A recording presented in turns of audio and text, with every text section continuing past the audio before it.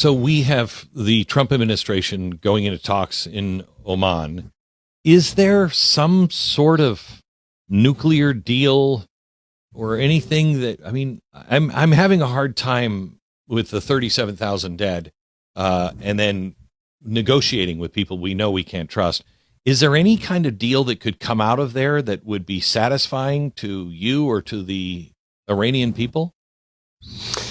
Glenn, your instincts are absolutely right. And I think beyond the moral issue that it implies, you should also remember that there's something that you simply cannot change in the sense of having a different DNA for the regime. This regime from the very beginning, in its DNA, in its behavior and comportment, its entire ideological basis of exporting this radical interpretation that has been hostile to the United States, that has been hostile to countries like Israel, that has been basically anti-West, anti-democracy.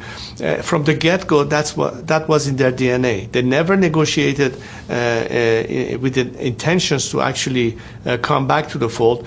The only technique that they have used, or tactic rather, that they have used was to gain time and buy time. This is yet another example of the regime trying to buy time, to ride out the Trump administration, hoping that the next administration will not be as resolute for it. That's a game they've been playing for years, and I think the world should say enough already. 47 years later, enough have been given as a chance for this regime to go clean.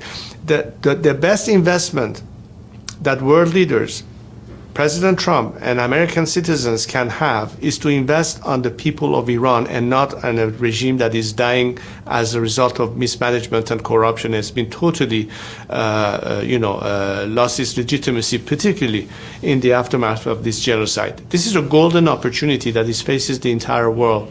How a different Iran would be able to be impactful in changing the entire circumstances the world over, starting with our own region. This regime has fallen way short of that. It does not represent the Iranian people.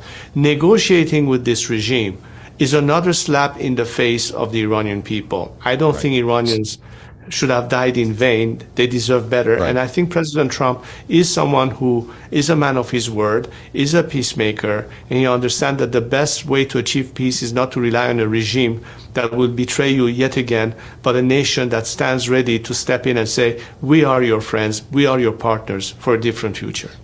So correct me if I'm wrong, but what I hear you saying is you're not going to be satisfied, neither would the people be satisfied with just a nuclear deal.